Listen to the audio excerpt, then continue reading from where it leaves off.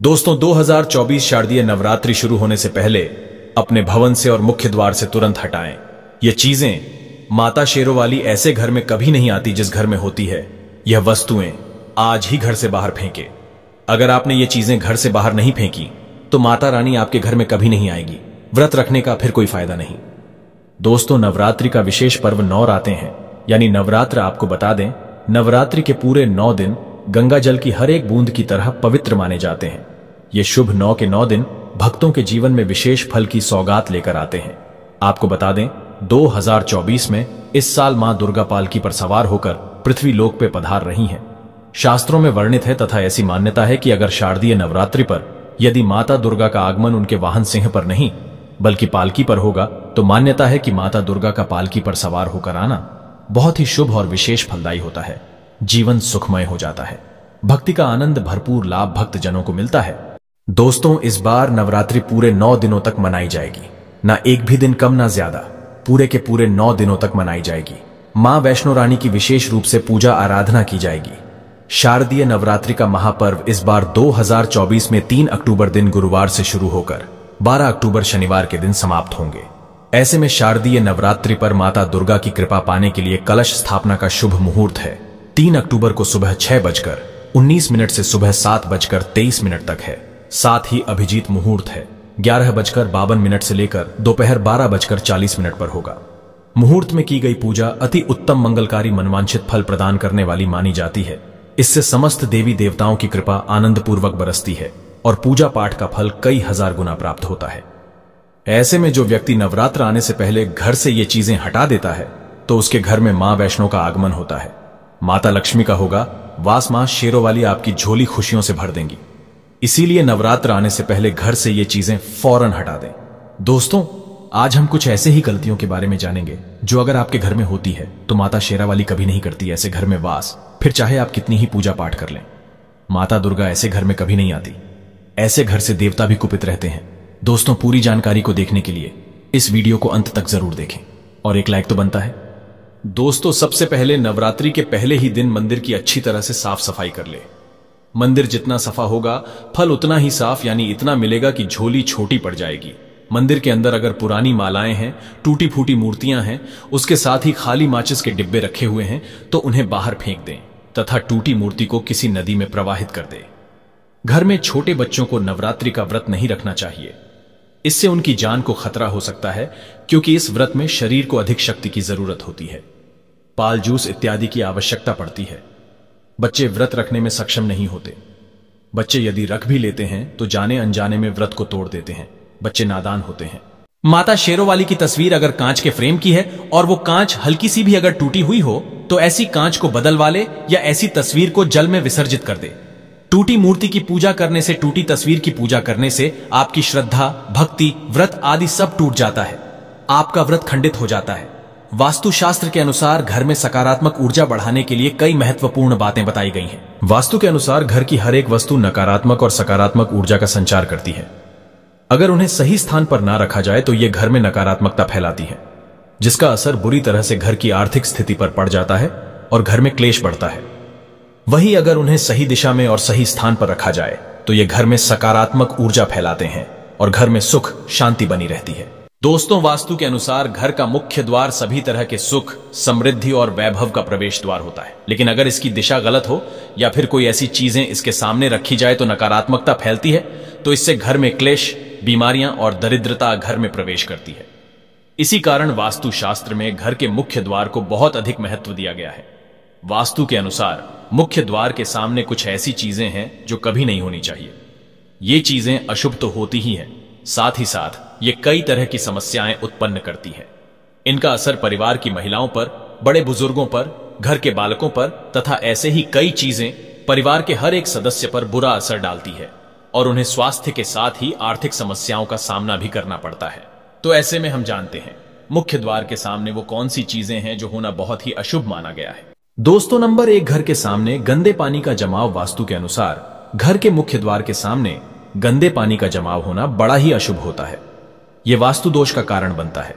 साथ ही साथ इस गंदे पानी में कई हजार गुना बैक्टीरिया पनपते हैं जो परिवार के सदस्य को बीमार कर सकते हैं।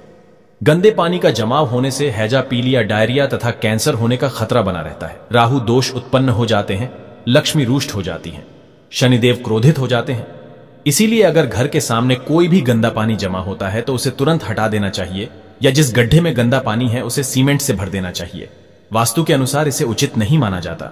इससे धन नष्ट हो जाता है, गरीबी सर पर चढ़ जाती है। दोस्तों, नंबर 2, कांटेदार पौधे। कांटेदार पौधे कई लोग घर की शोभा बढ़ाने के लिए लगा लेते हैं, जो कि बहुत ही अशुभ माना जाता है। कांटेदार पौधों को शुभता का प्रतीक नहीं माना जाता। कांटेदार पौधे अगर घर के सामने लगे हो तो ये परिवार में चुभन का काम करते हैं, रिश्तों में चुभन पैदा हो जाती है। कांटेदार पौधे नकारात्मकता का कारण बनते हैं। घर के सामने या घर के बगल में कांटेदार पौधे कभी नहीं लगाने चाहिए। इससे माता लक्ष्मी प्रवेश नहीं करती हैं, बल्कि राहु केतु घर में प्रवेश कर जाते हैं। इससे घर में क्लेश बढ़ता है, परिवार में नफरत हो जाती है। इसीलिए कांटेदार पौधे तुरंत घर से हटा दें। जिस कांटेदार पौधे में फूल नहीं आता, पत्ते नहीं होते, उसका घर के आसपास होना भी घोर अनर्थ माना जाता है। कांटेदार पौधे को जितना जल्दी हो सके अपनी भलाई के लिए तुरंत हटा दें। कांटेदार पौधे लगाने से शत्रुओं की संख्या बढ़ जाती है। दोस्तों, घर के मुख्य द्वार पर केवल खुशबूदार पौधे, तुलसी का पौधा, हरे, गुलाबी, लाल, पीले फूलों के पौधे ही लगाने चाहिए। इनकी सुगंध से माता लक्ष्मी आकर्षित होती है और घर में अपना वास बना लेती है। दोस्तों, नंबर 3, कूड़ादान। कूड़ा डालने में आसानी हो जाए, इसीलिए कुछ लोग कूड़ेदान को मुख्य द्वार के सामने सटाकर रख देते हैं अथवा घर के सामने ही रख देते हैं। लेकिन वास्तु शास्त्र के अनुसार यह बहुत ही कष्टकारी होता है और धन की हानि का सूचक माना जाता है। इसीलिए ऐसा भूल कर भी ना करें। और दोस्तों, कूड़ेदान को उत्तर दिशा में नहीं रखना चाहिए।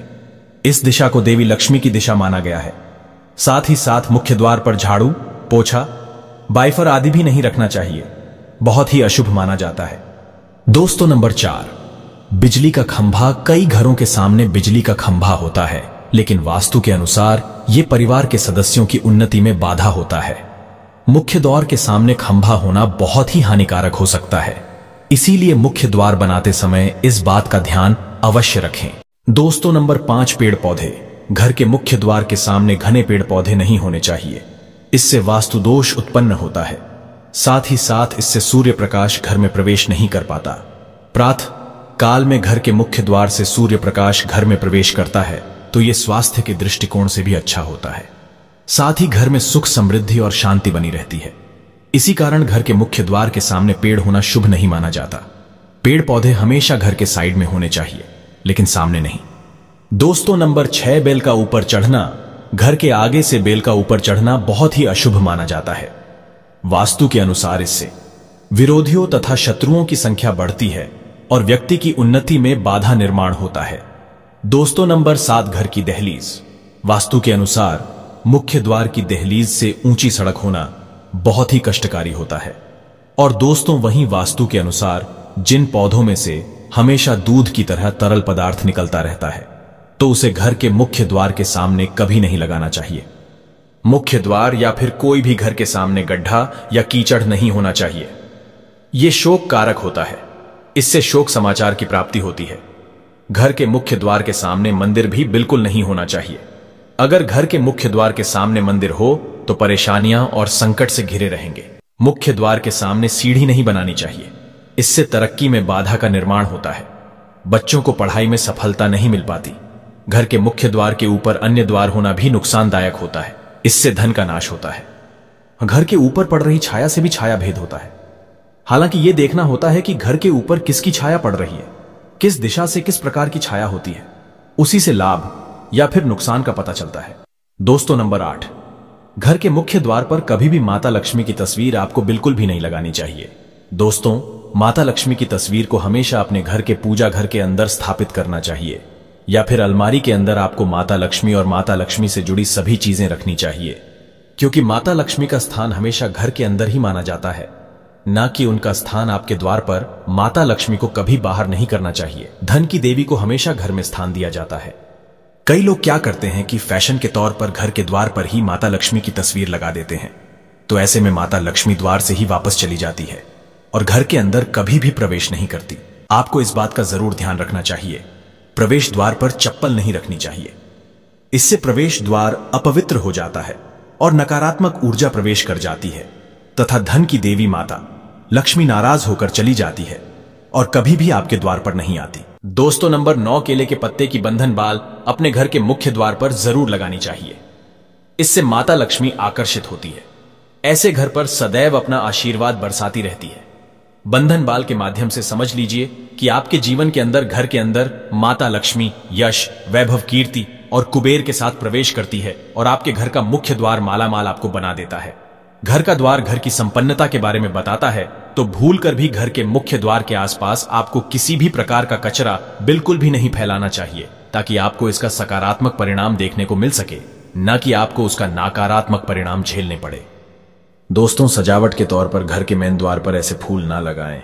ऐसे पौधे जिनके अंदर फूल तो खिलते हैं लेकिन एक दिन में ही मुरझा जाते हैं, जैसे कि छुई मुई का पौधा। इस तरह के पौधे आपको अपने घर के मुख्य द्वार पर बिल्कुल भी नहीं लगाने चाहिए। ऐसे पौधे जो सुगंध की जगह दुर्गंध देते हैं, उन पौधों को भी मुख्य द्वार से दूर रखना चाहिए। अपने घर के मुख्य द्वार पर इन पौधों को लगाने से बचें। दोस्तों, घर के मुख्य द्वार पर छोटी छोटी घंटी जरूर लगानी चाहिए तथा घर में विंड चाइम लगाना बहुत ही शुभ और मंगलकारी होता है, क्योंकि इसकी जो खनखनाहट होती है वो घर में मां लक्ष्मी का प्रवेश करवाती है और सकारात्मक चीजों को अपनी ओर आकर्षित करती है, और नकारात्मकता इन घंटियों की आवाज सुनकर अपने आप बाहर चली जाती है। तो ऐसी चीज अपने घर के मुख्य द्वार पर जरूर लगाएं और फिर देखिए कि आपको कितना फायदा प्राप्त होता है। दोस्तों, एक बात का ध्यान रखें, घर के मुख्य द्वार पर कभी भी घर की महिलाएं रात्रि के समय या फिर शाम के समय अपने घर की चौखट पर ना बैठे। जो महिलाएं घर की चौखट पर बैठती हैं, खासतौर से शाम के समय, सूर्यास्त के समय, तो ऐसे घर में हमेशा दरिद्रता बनी रहती है। कोई शोक समाचार सुनने को मिल सकते हैं। प्राचीन काल से ही ये मान्यता चली आ रही है।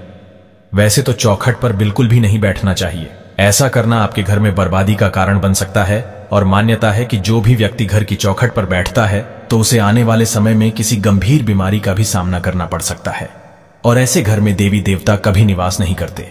और दोस्तों, कई बार लोग क्या करते हैं, बाहर से सीधे आते हैं और बाहर से सीधे आकर ही गंदे जूते चप्पल जो भी होते हैं उन्हें मुख्य द्वार पर ही बिखेर देते हैं या फिर घर के अंदर फेंक देते हैं।